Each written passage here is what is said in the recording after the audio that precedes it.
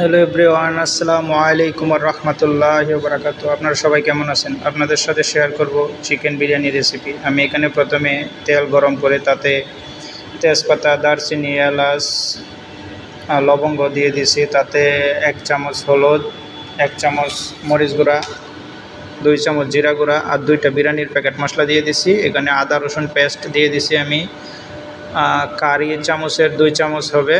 আমি এখানে 7 KG chicken আর 3.5 KG চিনি গুঁড়া চাল নিয়ে নিয়েছি বিরিয়ানির জন্য। 7 কেজি চিকেন আগে কাট করে রাখছি, ওয়াশ করে পানি জড়িয়ে রেখে দিছি। এখন এখানে দিয়ে দিচ্ছি। এটা আমি 10 মিনিটের মতো কষিয়ে নেব। চুলার হিটটা একটু বাড়িয়ে দিলাম। আমি এখানে ফ্রিজে রাখা ছিল টক দই, আমি টক দইটা অ্যাড করে দিচ্ছি। এটা অনেকে ব্লান্ডিং করে দেয়, আমার ব্লান্ডিং করা লাগবে না, এটা হিটে এমনিতেই গলে যাবে।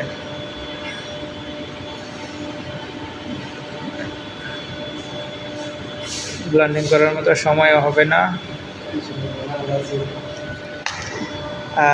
আমার ওইদিকে চিকেন রেডি হয়ে গেছে। এখন পোলা বিরিয়ানির চালটা একটু ফ্রাই করে নেব।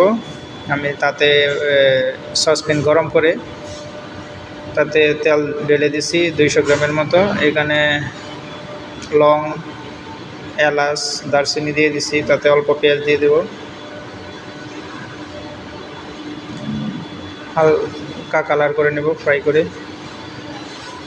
এটা ব্রাউন কালার করে নিলে ভালো হবে, যেহেতু আমি এখানে শ্রীলঙ্কান কুকিং করতেছি। এটা বাঙালি কুকিং না, ফুল ফ্রাই করা যাবে না, এটা নিষেধ আছে তাদের থেকে।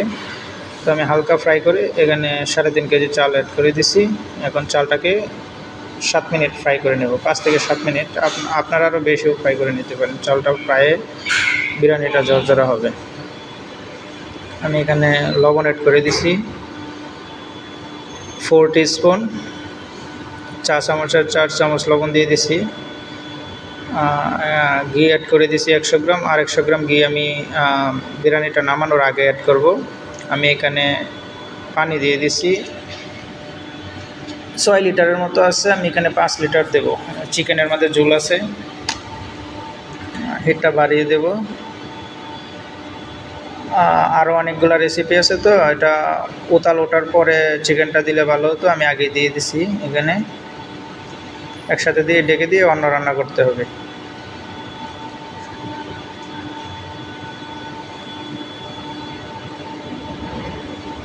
এটা ভালোভাবে মিক্সিং করে নেব।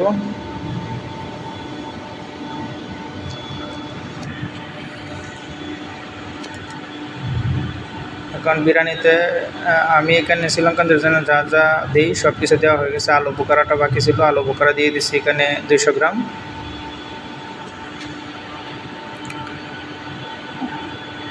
ভালো করে মিক্সিং করে নেব। মিক্সিং করে ঢেকে দিয়ে দেব।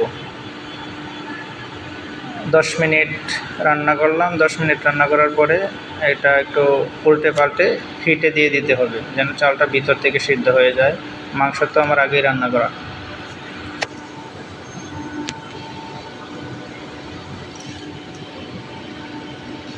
ব্যাস, আমি অন্য চুলায় একটা তাওয়া বসিয়ে দিয়েছি।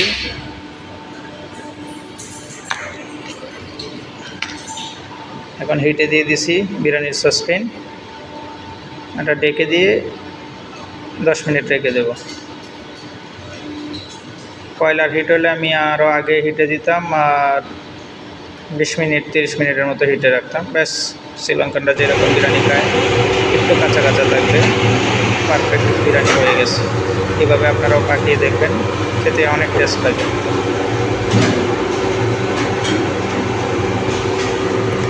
যারা আমার পেজটাকে ফলো করেন নাই, সবাই ফলো করে দিবেন, লাইক